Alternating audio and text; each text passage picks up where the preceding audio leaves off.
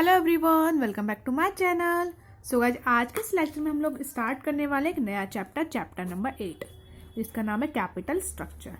ठीक है, तो सबसे पहले मैं आपको बता दूं, ये हमारा बिल्कुल लास्ट चैप्टर है कैपिटल स्ट्रक्चर। इससे हमने इसके जो प्रीवियस लेक्चर हैं उनमें हमने सारे चैप्टर्स कंप्लीट कर लिए हैं। देखो, मैं अगर आपको एक बार कंटेंट शो करूँ तो एक सेकेंड में कंटेंट शो करती हूँ। ये देखिए, ये है हमारा कंटेंट। ये मेरे पास डीके गोयल का बुक है फाइनेंशियल मैनेजमेंट का। अगर आपके पास कोई और बुक है तो आप वो भी ले सकते हैं। तो ये फाइनेंशियल मैनेजमेंट का बुक है डीके गोयल का, जिसमें से मैं काफ़ी सारे चैप्टर्स आपको जो भी सब करा चुकी हूँ। In fact all chapters are completed, सभी चैप्टर्स जो है कंप्लीट हो गए हैं। और अब हमारा जो चैप्टर बचता है वो लास्ट चैप्टर कैपिटल स्ट्रक्चर। ठीक है, तो इसी चैप्टर को आज हम स्टार्ट करने वाले हैं। तो हमेशा की तरह पहले मैं आपको एक बेसिक इंट्रोडक्शन दूंगी कि what is capital structure, exactly में होता क्या है ये स्ट्रक्चर। कैपिटल स्ट्रक्चर तो आपको पता है, लेकिन कैपिटल का स्ट्रक्चर एग्जैक्टली क्या होता है ये मैं आपको बताने वाली हूँ। और चैप्टर नंबर 8, तो आइए स्टार्ट करते हैं। ये बिल्कुल लास्ट चैप्टर है, बाकी हम सारे चैप्टर्स अपने पूरे कर चुके हैं। हम सारे थ्योरेटिकल क्वेश्चंस भी कर चुके हैं, हम सारे प्रैक्टिकल क्वेश्चंस भी कर चुके हैं। और अगर आपने इसके प्रीवियस लेक्चर नहीं देखे हैं हमारे, तो आप देख सकते हैं, आप हमारे चैनल की प्लेलिस्ट विजिट कर सकते हैं। वहाँ पे आपको सारे चैप्टर्स के वीडियो की प्लेलिस्ट मिल जाएंगे बने हुए, तो वो आप वहाँ जाके देख सकते हैं। इसके अलावा डिस्क्रिप्शन बॉक्स में भी एक बार लिंक चेक कर लेना, वहाँ पे भी काफ़ी सारी वीडियोस की लिंक है, तो आपको हेल्पफुल रहेगा। और अगर एक बार डिस्क्रिप्शन बॉक्स जरूर चेक कर लीजिए। और मैंने काफ़ी सारी जो कैलकुलेटर ट्रिक्स है वो भी आपको सिखा रखी है, अगर आपने वो भी मिस करी तो आप वो भी जाके देख सकते हैं। प्ले लिस्ट पर विजिट कर लें, वहाँ पे आपको सब कुछ मिल जाएगा। तो ये स्टार्ट करते हैं। कैपिटल स्ट्रक्चर लास्ट चैप्टर है, उसके बाद हमारा कोर्स पूरा कंप्लीट हो जाएगा।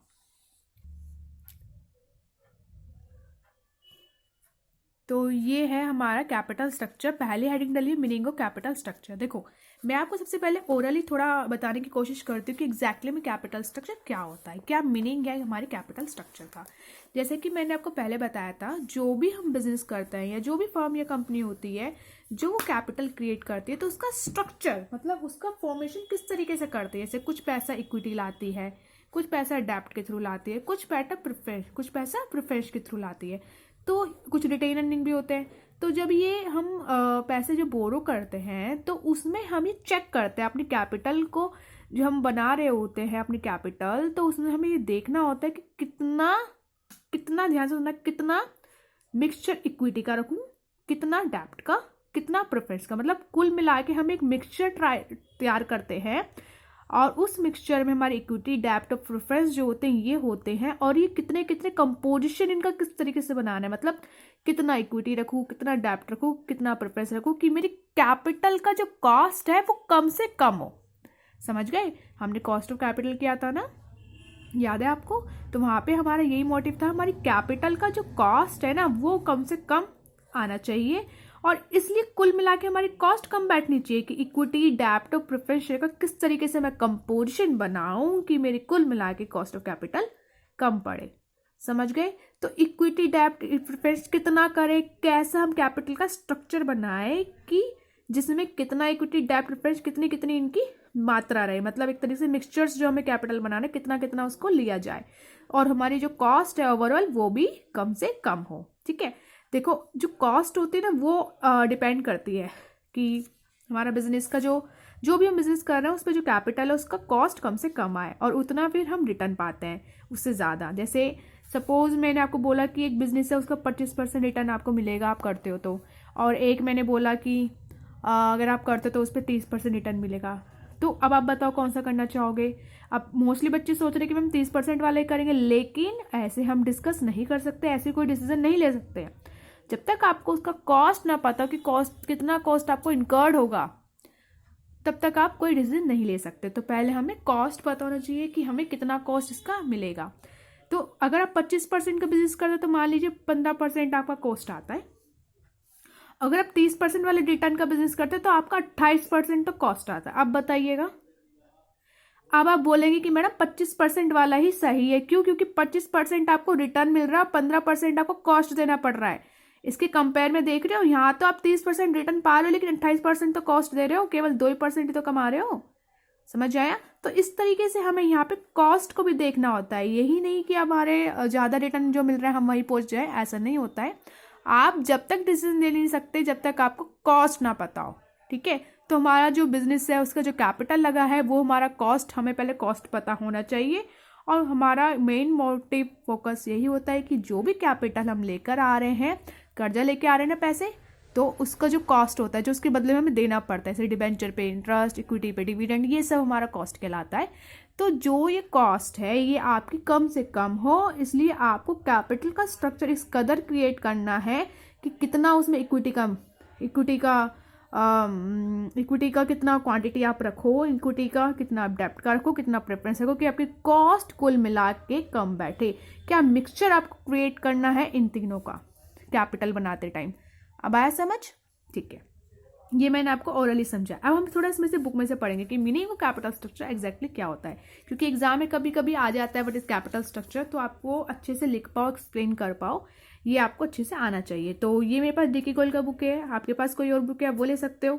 आपके पास कोई बुक नहीं है, टैनियर ले लो, टैनियर भी नहीं है, कुछ भी नहीं है, तो आप इसका स्क्रीनशॉट ले लो, वीडियो को रिप्ले कर लो, वीडियो को डाउनलोड कर सकते हो, जो आपका मन करे आप वो कर सकते हो। ठीक है, इसके अलावा भी अगर आपके पास कोई क्वेरी है, कोई डाउट, कोई क्वेश्चन, कोई समस्या, कोई दुविधा, तो आप मुझे कमेंट करके पूछ सकते हो, या फिर आप हमें मेल कर सकते हो। ठीक है, तो अगर आपको कोई भी तरीके के नोट्स चाहिए तो वो भी मैं अवेलेबल करा दूंगी PDF फॉर्मेट में, आप मुझे बता सकते हो, मेल करके बता सकते हो। ठीक है, तो आइए स्टार्ट करते हैं कैपिटल स्ट्रक्चर का meaning.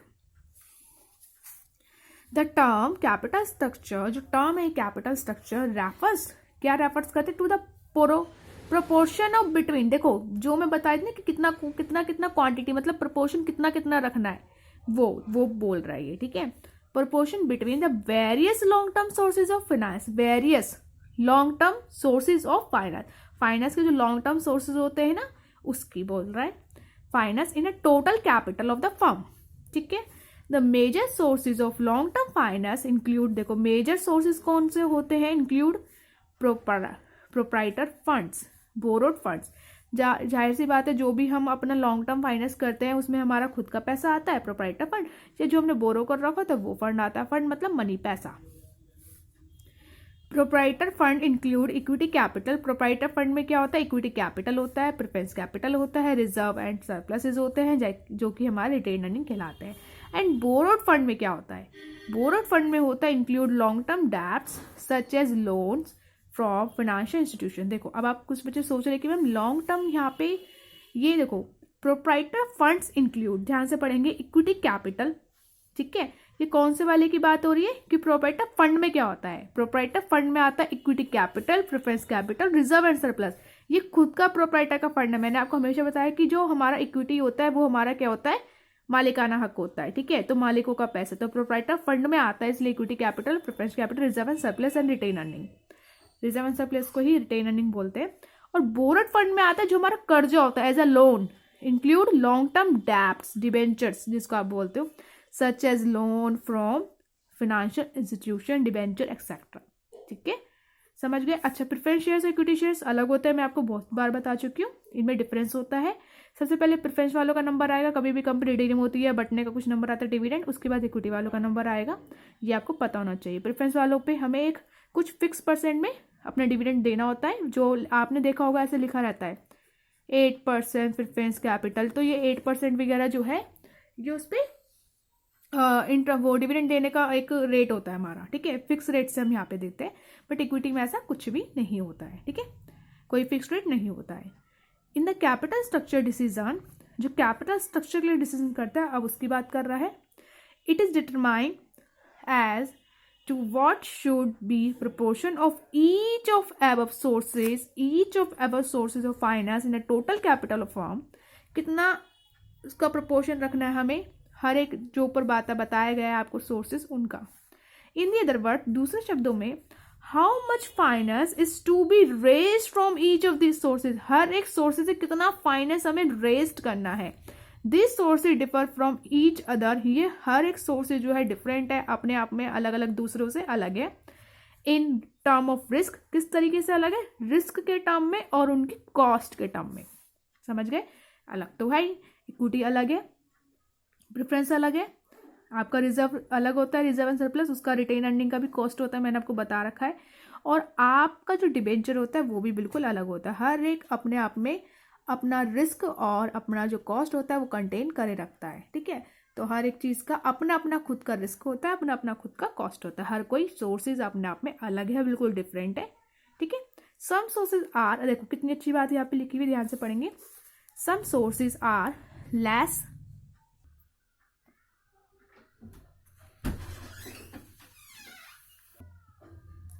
Some sources are less costly but more risky. देखो कह रहा है कुछ सोर्सेज होते हैं जिनकी कॉस्ट तो कम होती है, बट कैसे होते हैं, वो रिस्की होते हैं, रिस्क ज्यादा होता है। Whereas other are more costly, जबकि दूसरी तरफ क्या होता है कि कुछ कॉस्टली बहुत ज्यादा होता है लेकिन लेस रिस्की होते हैं।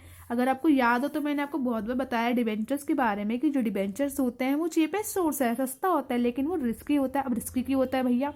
रिस्की वो इसलिए होता है क्योंकि हमें उस पर फिक्स रेट ऑफ इंटरेस्ट पे डिविडेंड, उसके फिक्स रेट पे हमें इंटरेस्ट देना होता है, चाहे कंपनी अर्न करे चाहे ना करे, तो इसलिए वो कंपनी को रिस्की लगता है। अगर हम कंपनी के टर्म में बात करें, अगर सपोज आप कंपनी है तो अगर आप डिबेंचर लेते हैं तो आपको डिबेंचर रिस्की लगता है, हालांकि डिबेंचर सस्ता होता है, तो उसका मतलब ये तो नहीं है कि हम रिस्क बढ़ा लेंगे, है ना। तो हमें ये देखना होता है कि किस किस प्रोपोर्शन में हम डिबेंचर्स को रखें कि हमारा रिस्क भी ऑप्टिमम रहे, हमारी कॉस्ट भी ऑप्टिमम रहे, ठीक है। आगे कह रहा है टू इलस्ट्रेट, ये आपको यहाँ पे क्लियर तो विजिबल है ना अच्छे से? हाँ, मैंने जूम कर रखा है, अब अच्छे से आपको दिखेगा। टू इलस्ट्रेट डिबेंचर, देखो उसके बारे में बोल रहा है, debenture are least costly sources of finance because क्यों, rate of interest is usually, जो उसका रेट ऑफ इंटरेस्ट है यूजुअली कैसा है, usually lower than the rate of dividend, dividend के रेट से कम होता है। And interest paid on debenture is deducted from the profit while calculating the taxes, but लेकिन दीज आर मोस्ट रिस्की, लेकिन रिस्की होता है बिकॉज क्यों होता है, इट इन्वॉल्व, उसमें क्या इन्वॉल्व होता है, इट इन्वॉल्व अ बर्डन, उसमें बर्डन होता है किस चीज का, पे करने का भैया, बर्डन टू पे the interest respective of, irrespective मतलब प्रॉफिट हो ना हो कोई फर्क नहीं पड़ता, और रिस्पेक्टिव मतलब प्रॉफिट होगा तो ही देना है, जैसे इक्विटी में होता है डिविडेंड के लिए। Irrespective of profit earn by the company and the debenture holder can move to the court to recover the interest. देखो यहाँ पे लिखा है कि डिबेंचर होल्डर अगर आप नहीं दोगे ना तो वो कोर्ट में मूव कर सकता है रिकवर करने के लिए अपने इंटरेस्ट को and the principal amount. On the other hand equity share capital is the most costlier source of finance, लेकिन अगर हम दूसरी तरफ देखें तो जो इक्विटी शेयर कैपिटल है वो तो मोस्ट कॉस्टलियर फाइनेंस है। मैंने आपको बताया डिबेंचर सस्ता है लेकिन इक्विटी महंगा है, क्यों, क्योंकि उसकी एक्सपेक्टेशन हाई होती है। भैया हम बैंक में अगर पैसे ले रहे हैं जहाँ पे रिस्क फ्री है, अगर वहाँ हमें कुछ सस्ता मिल रहा है तो हम रिस्क फ्री है, ठीक है कोई नहीं, लेकिन अगर हम शेयर कैपिटल में पैसा लगा रहे हैं शेयर मार्केट में तो हम क्या चाहेंगे भैया, रिस्क मिल रहा है, उठा रहे हैं तो कुछ रिटर्न तो ज़्यादा मिले, ऐसे ही होता है ना। तो अगर हमें जहाँ पे रिटर्न ज़्यादा चाहिए होता है वहाँ हमें रिस्क फेस करना पड़ता है। अगर आपको रिटर्न नहीं ज़्यादा चाहिए, आप चाहते हो कि रिस्क ना हो, रिटर्न ठीक है जो मर्जी हो, तो फिर आप बैंक में जाते हो, वहाँ पैसा आपका सेफ होता है, ऐसे ही होता है ना। तो मोस्ट कॉस्टली सोर्स है फाइनेंस कौन, इक्विटी, क्यों, as a return expected by equity share holder is greater than the interest on debentures, ठीक है, and the dividend on the preference shares पे डिविडेंड देते हैं, but these are least risky, लेकिन ये बहुत कम रिस्क में कंटेन होते हैं, ठीक है, रिस्क बहुत कम होता है। As there is no fixed commitment to pay dividend, कोई फिक्स्ड कमिटमेंट ऐसा नहीं है कि आपको देना ही देना है भैया। And the return of equity capital, ये भी नहीं है कि इक्विटी कैपिटल आपको रिटर्न देना ही देना है। Preference capital lies between debenture and equity capital in terms of risk and cost. कह रहे हैं देखो यहाँ मैं आपको समझाती हूँ, मेरे पास एक रफ पेज भी है, बुक में ही है, कि देखो एक तरफ होता है हमारा इक्विटी, एक तरफ होता है हमारा डिबेंचर्स। तो इक्विटी और डिबेंचर के बीच में प्रेफरेंस शेयर्स होते हैं, हमारे लाए करते हैं। अब बीच में क्यों बोला गया है, अब आपको खटकेगा मैडम इसे बीच में क्यों बोल दिया, क्यों, अब इसको समझते हैं। इक्विटी पे आपको डिविडेंड देना होता है, प्रेफरेंस पे डिविडेंड देना होता है, डिबेंचर पे इंटरेस्ट देना होता है। डिबेंचर पे इंटरेस्ट एक फिक्स रेट आपका दे देता है, उस पर देते हैं, डिविडेंड फिक्स रेट होता है दे देते हैं, कोई फिक्स रेट नहीं होता है। तो इक्विटी और डिविडेंड के बीच में तो प्रेफरेंस लाई कर रहा है। अगर आप ध्यान से देखो, इसको भी डिविडेंड देना है, इसको भी डिविडेंड देना है, इसको इंटरेस्ट देना है, इसको फिक्स रेट पे देना है, इसको भी फिक्स रेट पे देना है, बट इसका कोई फिक्स रेट नहीं है। तो इन दोनों के बीच में लाई करता है कि फिक्स रेट तो है लेकिन इंटरेस्ट नहीं है, क्या है, डिविडेंड है। अब यहाँ डिविडेंड है, कोई हमारा फिक्स अमाउंट नहीं है, देना है दे दो, कंपनी अगर अर्न करते नहीं करते तो मत दे दो, लेकिन यहाँ पे तो फिक्स्ड है, तो थोड़ा इससे ही ज़्यादा कह सकते हो, अगर आप थोड़ा सा आप सेफ रहते हो, है ना। तो ये है, इसलिए बीच में लाई करता है, ठीक है। अब वापस मूव करते हैं जहाँ हम पढ़ रहे थे, रीडिंग कर रहे थे अपना, हाँ यहाँ तक हो गया था, बीच में लाई करता है। अब आगे देखो क्या लिखा हुआ है यहाँ पे, बस थोड़ा सा और है, उसके बाद हम देखते हैं कुछ। While choosing the source of finance, a financial manager makes an attempt to ensure that the risk as well as cost of capital is minimum. दोनों चीजें होनी चाहिए, केवल एक से ही बात नहीं बनती कि आपका जो कॉस्ट है वो भी कम से कम हो और आपका जो रिस्क है वो भी कम से कम हो। मतलब हमें ना ये कोई बीच का रास्ता निकालना है कि आपकी कॉस्ट भी ठीक ठाक रहे और रिस्क भी ठीक ठाक हो। कोई ऐसा ना हो आप कॉस्ट सस्ते करने के चक्कर में रिस्क बढ़ा ले। देख रहे हो आप कितना मुश्किल काम है कैपिटल को स्ट्रक्चर क्रिएट करना। कैपिटल का आपको रिस्क पे भी फोकस करना है और साथ ही साथ कॉस्ट पे भी, कि आपका कॉस्ट भी ज़्यादा नहीं आना चाहिए और रिस्क भी कम से कम हो। मतलब आपको ठीक ठाक कैपिटल स्ट्रक्चर क्रिएट करना है और इस ठीक ठाक कैपिटल स्ट्रक्चर को हम इंग्लिश में बोलते हैं optimum capital structure. Optimum capital structure वो होता है, वो पॉइंट होता है, ये समझाती हूँ मैं। ऑप्टिमम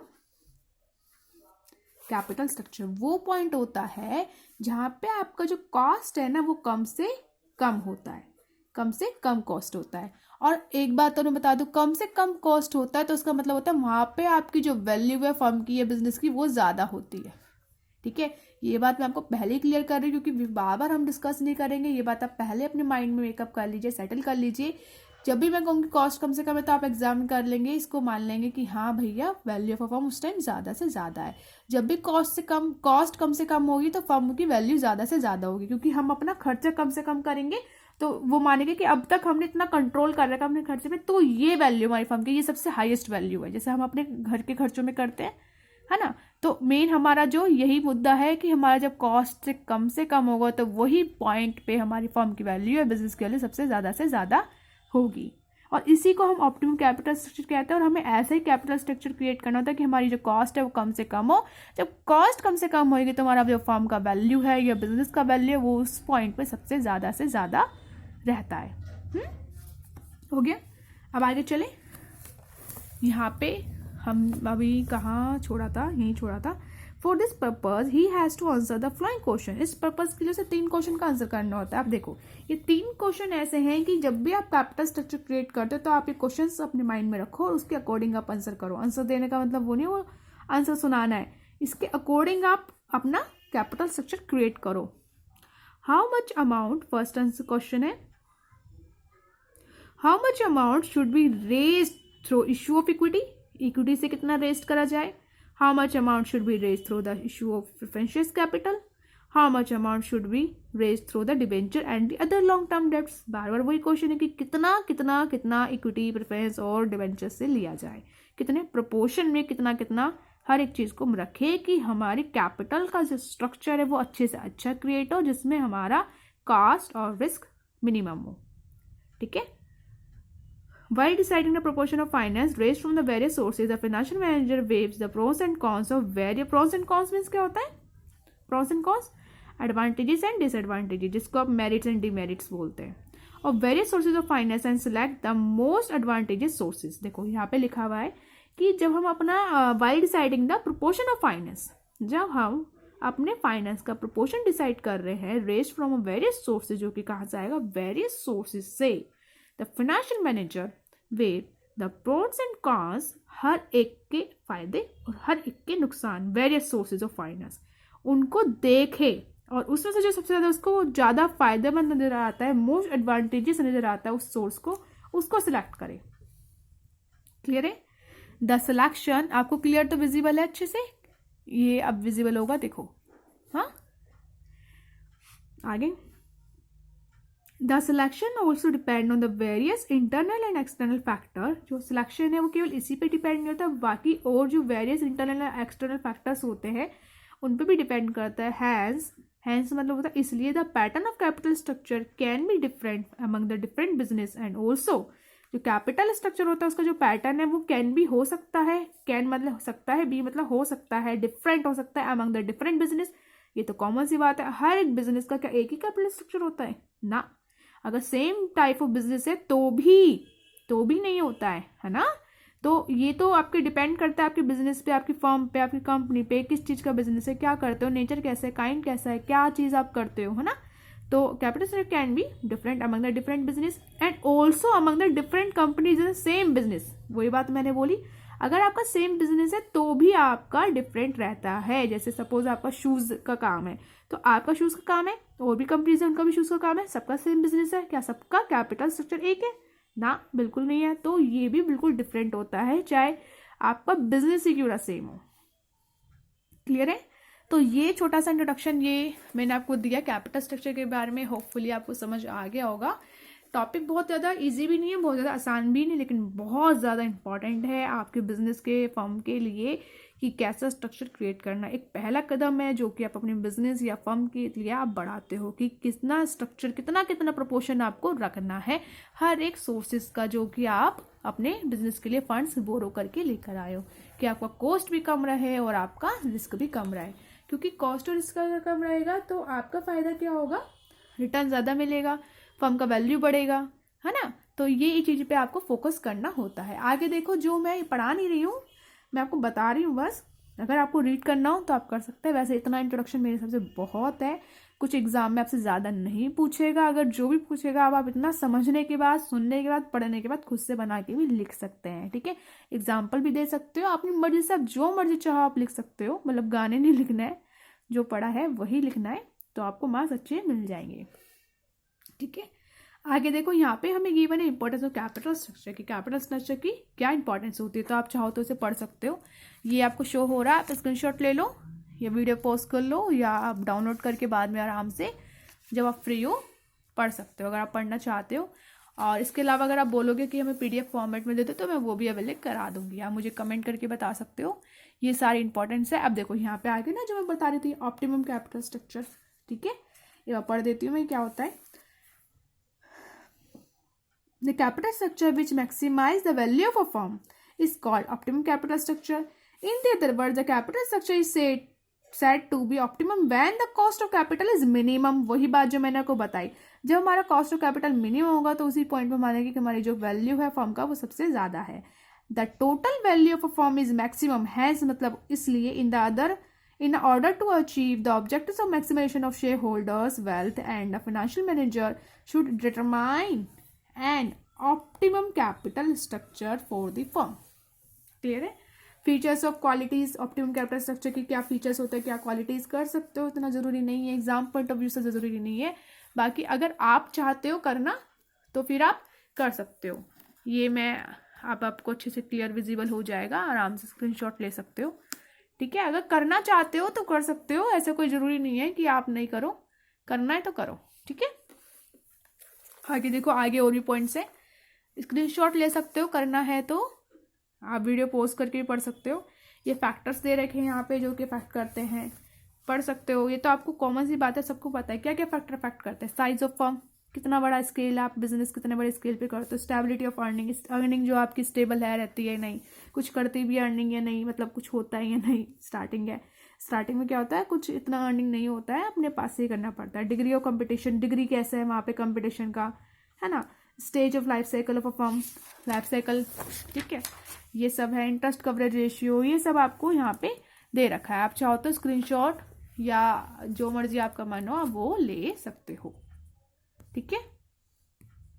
आगे चले, यहाँ पे आगे आपको दे रखा है, ये वही पॉइंट्स हैं सब। रिटेनिंग कंट्रोल, फिक्सिबिलिटी कैसी है, capital market condition, credit standing of a firm, आगे दे रखा है ट्रेडिंग ऑन इक्विटी, ठीक है, ये सब दिख रहा होगा। ओके, यहाँ पे देखते हैं, ये सब आपको आगे का यही सब गिवन है। 18 पॉइंट्स आपको लगभग दे रखे हैं, आप चाहो तो इन्हें रीड कर सकते हो, आपकी मर्जी है, स्क्रीनशॉट भी ले सकते हो। आगे देखो, यहाँ पे कैपिटल स्ट्रक्चर की कुछ थ्योरीज दे रखी है जो कि हम इसे नेक्स्ट क्लास में कवर करेंगे। ये इंपॉर्टेंट टॉपिक है, इसी पे आपके जो आगे के प्रैक्टिकल क्वेश्चंस होंगे वो ही बेस्ड होंगे। तो हर एक थ्योरी के क्वेश्चंस आपको दिए हुए हैं, तो हर एक थ्योरी को हमें समझना है। नेट इनकम अप्रोच तो मैं आपको पहले भी करा चुकी हूँ, एक बार थ्योरेटिकल क्वेश्चंस थे, थ्योरी सीरीज जब मैंने स्टार्ट किया था वहाँ पे मैंने आपको करा रखा है नेट इनकम अप्रोच। तो एक बार आप वहाँ जाके देख लो। आपका होमवर्क यही है आज के लेक्चर का कि एक बार आप नेट इनकम अप्रोच का जो लेक्चर है वो देख लेंगे ताकि आपको क्लियर हो जाए। उसमें मैंने बहुत डिटेल में आपको सब कुछ समझा रखा है ना। तो एक बार वो जाके देख लो। आज का होमवर्क यही है। बाकी हम मिलते हैं नेक्स्ट लेक्चर में, जिसमें हम स्टार्ट करेंगे कैपिटल स्ट्रक्चर की थ्योरी, समझेंगे क्या होता है और एक एक थ्योरी को उठा के समझेंगे। हम ऐसे भी कर सकते हैं, एक थ्योरी को उठाए उसके क्वेश्चंस कर ले, देन नेक्स्ट और फिर लास्ट। 4 है, आसानी से हो जाएगा। ठीक है, तो बस यही है आज के लेक्चर में। अब हम मिलेंगे नेक्स्ट लेक्चर में एक नए क्वेश्चन के साथ। तब तक के लिए bye bye, take care and stay connected.